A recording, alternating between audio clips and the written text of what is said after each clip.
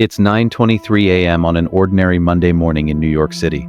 The sun is shining brightly over the concrete canyons of Manhattan. You're sitting at your desk on the 27th floor of a midtown office tower, coffee steaming beside your laptop, half listening to the low murmur of coworkers. Down on the streets below, yellow taxis crawl through traffic. Tourists take selfies in Times Square, and the familiar rumble of the subway vibrates up through the building. The smell of hot dogs and roasted nuts drifts up from the food carts. Everything feels exactly as it always does, just another busy Monday in the city that never sleeps. No one is thinking about war. No one is looking at the sky. Suddenly, your phone vibrates violently on the desk. Then it vibrates again, louder. A piercing emergency tone cuts through the office noise like a siren. You look down. The screen flashes bright red with a wireless emergency alert. Ballistic missile threat inbound to New York metro area. Take shelter immediately. This is not a drill. Across the entire floor, every phone starts screaming the same message at once. People freeze mid-conversation. Someone lets out a nervous laugh, thinking it's a glitch. But then the city-wide air raid sirens begin to howl, those deep mechanical wails that haven't been heard in New York since the Cold War. In seconds, the entire building fills with the sound of rising panic. In the next few minutes, the terrifying science behind the alert becomes clear. This is a submarine-launched ballistic missile, an SLBM fired from a hostile submarine somewhere in the North Atlantic, roughly 2,200 miles from the coast. U.S. Early warning satellites immediately detect the massive infrared plume from the rocket motors the moment the missile launches out of the water. However, ground-based radars are limited by the radar horizon. The curve of the Earth itself blocks detection until the missile climbs high enough. That limitation, combined with the missile's extreme speed, leaves New York with only about 8 minutes of warning. The missile accelerates to over 15,000 miles per hour Mach 20 and climbs more than 700 miles into space. At the peak of its trajectory, it releases multiple independently targetable re-entry vehicles, each carrying a powerful thermonuclear warhead. These warheads plunge back into the atmosphere, glowing white-hot from friction. Traveling at 20 times the speed of sound, there is no time for effective interception. 8 minutes is all the time the most densely populated city in America has left before impact. Yet even with every phone screaming and sirens wailing outside, most people still don't run. That's human psychology in action.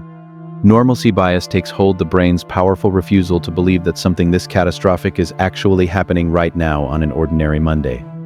It must be a test. You hear someone mutter, "They'll fix it soon." People start milling around in groups, the classic behavior where crowds cluster together, talking, checking social media, calling loved ones and waiting for someone else to tell them what to do instead of acting immediately. Some are still scrolling for confirmation it's fake news. Others stand frozen, eyes wide, struggling to process the impossible. Every second of hesitation brings the missile closer. In that moment of denial, thousands make the deadliest possible choice. They grab their car keys and sprint for the elevators and parking garages.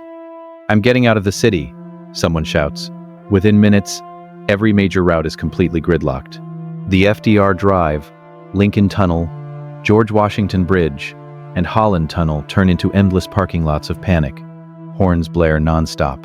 Fights break out between drivers. People abandon their cars in the middle of elevated highways and start running on foot. But the missile doesn't care about traffic.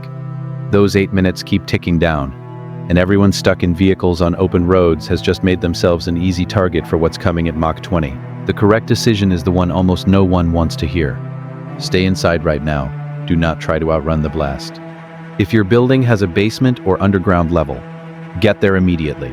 If you're on a high floor, move quickly but calmly to an interior hallway or stairwell, far away from windows and exterior walls. Close every door behind you. Sit on the floor with your back against a solid wall, and cover your head and neck. Thick concrete, steel, and earth provide real protection. A well-sheltered indoor location can reduce your initial radiation exposure by up to 90% in the critical first hour after detonation. The shockwave from a thermonuclear blast travels at the speed of sound, with winds over 500 miles per hour. Anyone outside or in a car will be hit by forces that turn vehicles into flying projectiles and rip buildings apart. At the 8-minute mark, the warhead detonates high above Midtown Manhattan. The flash is brighter than the sun itself. For one blinding instant, every window in the city reflects a pure white light so intense that anyone looking toward it is permanently blinded. The fireball expands to nearly half a mile wide in under a second, reaching temperatures of 100 million degrees Fahrenheit hotter than the core of the sun. Everything within roughly half a mile of ground zero is instantly vaporized into plasma. Steel, concrete, glass, and human bodies alike. The blast wave races outward at over 1,000 feet per second. Skyscrapers in the immediate zone are crushed flat like empty cans. The upper sections of iconic buildings are sheared off. Thousands of cars and buses on the streets are hurled through the air like toys. A massive firestorm erupts as the thermal pulse ignites every flammable surface for miles. Then come the ferocious winds, gusts exceeding 300 miles per hour that tear off building facades and suck people out through shattered windows. The pressure drop is so violent that lungs can rupture. Glass becomes supersonic shrapnel. In the first 60 seconds, more than 300,000 people in the blast and thermal zones are killed outright. But the horror has only just begun. A towering mushroom cloud rises more than 10 miles into the sky, sucking up millions of tons of vaporized debris and radioactive material. As the cloud cools, deadly fallout particles strontium-90, cesium-137, and plutonium begin raining back down on the city and surrounding areas for hours. Anyone who survived the blast but remained outdoors or near broken windows is now breathing lethal radioactive dust. Acute radiation sickness will start killing thousands more within the first 24 hours. The electromagnetic pulse has fried the power grid across the Northeast. Hospitals in the blast zone are gone. Emergency services no longer exist. The Hudson River carries contamination downstream. The once vibrant city is now a smoking wasteland of rubble and ash. For those who sheltered correctly, the next 48 hours become a dark test of endurance.